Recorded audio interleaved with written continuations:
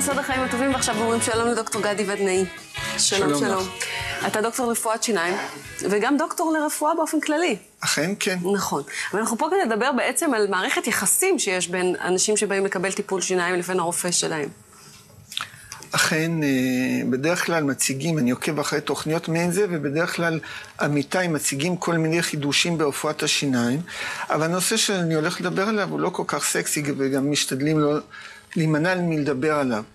אבל בטיפולי שיניים מורכבים, אני מדבר על אותם טיפולים שבהם הפציינט איבד במהלך השנים בהדרגה את כל שיניו, ופתע פתאום הוא אמור לקום מהכיסא עם סט שלם של שיניים בפנים, ליפול על צווארנו בחיבוקים ולצאת מחייך. ולא כן הוא, הרבה פעמים, לא הרבה, אבל לא מעט פעמים אנחנו מתאכזבים מאיזושהי אכזבה שצצה אצל הפציינט, ולא תמיד אנחנו מבינים את מקורה. מה? כי הוא מצפה שזה יהיה קל, מהיר ויחזיר אותו לסט שיניים נפלא. ומה אתה אומר פה? שבעצם אי אפשר להחזיר סט שיניים חדש? אני אומר שהפה שלנו הוא הינו מערכת חישה מופלאה והכי רגישה בגוף. הייצוג של הפה, השפה, הלשון והשיניים במוח זהה או גדול מהבטן, הגב והידיים, למעט אצבעות הידיים גם יחד. כלומר, כשאנחנו מעמיסים על פה כזה, פתאום שינוי דרסטי בבת אחת, המוח מקבל סלט של תשדורות, שהוא לא תמיד יודע לנווט אותם ולזהות מה בדיוק מפריע. ישנם גם, בקשר לזה רציתי לומר עוד דבר, אם תקחי עכשיו שערה ותנסי לנגוס בה בשיניים הקדמיות... שערה? שערה, את תבחיני שיש לך שערות בין השיניים. נכון. תנסי לסלק אותם. משתלים שאינם מוקפים בסיבי עצב, לא תרגיש את זה בכלל. כלומר, גם הלעיסה תהיה שונה, הכל יהיה שונה. ואם לא מנהלים את אז האכזבה שיכולה להיות מופקת, כמו שאני מבינה אותה ממך, זה שהפה לא חוזר להיות פה צעיר וחי וחש? זה לא דווקא ברמה האסתטית, או שגם? גם ברמה האסתטית. הפציינט השקיע המון כסף, בדרך כלל, סליחה, באמת לא להיעלב, אבל זה בדרך כלל הפציינטית, הרבה פעמים, השקיע המון כסף, גם קצת סבל, פה כאב, שם הנפוח, שם מישהו אמר למה את צריכה את זה, ובסופו של דבר קיבלה משהו מאוד יפה. לטעמך כרופא שיניים, גם אתה מקושר לזה אמוציונלי בסופו של דבר, למעשה ידיך, והפציינט או הפציינטית ציפו למשהו אחר לגמרי, הם לא מודעים לכך שבמרוצת השנים, מה שעבד במשך הרבה שנים ולא זכרו להם במדויק, אלא בתמונה מטושטשת מהחתונה, הוא לא בר ביצוע כיום.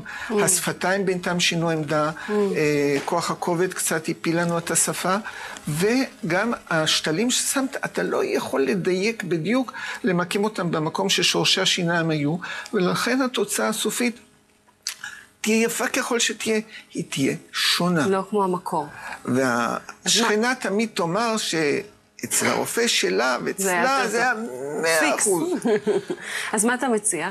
א', להחליף שכנה. ב', בנוסף לכך, הרופא צריך לדעת לנהל את המקרה, לא רק גופה בנושא השיניים, אלא גם להבין את הפציינט ולהכין אותו מבחינת מערך הציפיות. מרצה ידוע אמר פעם שכשהוא הולך להרצות, הוא מכין את המאזינים על מה הוא הולך להרצות, מרצה, ואז הוא מסביר להם על מה הוא ירצה. אתה חייב לנהל את הפציינט, לא רק את השיניים ולא רק את העבודה המעבדתית, וליידע אותו בכל שלב מה עשית היום, מה הולך לקרות בפעם הבאה, מה הוא יחוש, מה הוא ירגיש, ומה תהיה התוצאה. כבר נתקלתי לצערי במקרים שעד כדי כך היה נתק בין הפציינט לרופא, שהרופא הכין לפציינט תותבת נשלפת, שיושבת על 4 שתלים, פתרון מעולה למצבים מסוימים. על הפציינט, למרות שהסבירו לו, ציפה לקבל שיניים קבועות. הוא לא הסכים לקבל את זה. אסור לך להסתמך על ההנהון המבויש כמעט של הפציינט, שבלחץ המזרק המתנופף מולו, המקדחות וכל התפאורה שמסביב, מעדיף לעשות לך כן דוקטור, והוא לא בדיוק שומע. אתה חייב לוודא לכל אורך הדרך שהוא יודע מה הולך לקבל. מכיוון שרוב מי שצופה בנו כרגע זה לא רופאים, אלא פציינטים פוטנציאליים, אז אתה מציע, נגיד לי, אם הייתי באה לרופא שיניים לעשות השתלת שיניים, לבקש מערך הסברה שלהם, לייצר איזה מהדיאלוג? את לא צריכה לבקש כלום. זה תפקידי כרופא. את צריכה לשאול את השאלות האינטליגנטיות שאת שואלת ברכישת הסט ספלים הזה, למשל.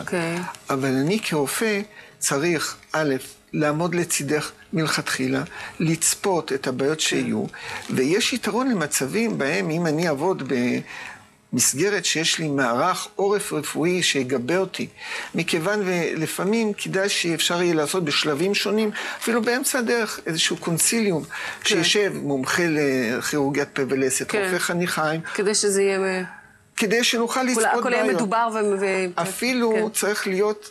להתכונן למצבים כאלה, והייתי רוצה, אולי יש לנו איזה ויז'ואל. אנחנו ממש נגמר לנו הזמן, לדעתי הדבר הזה יכול לקרות בפעם אחרת. אז אולי אפשר רק את הויז'ואל האחרון?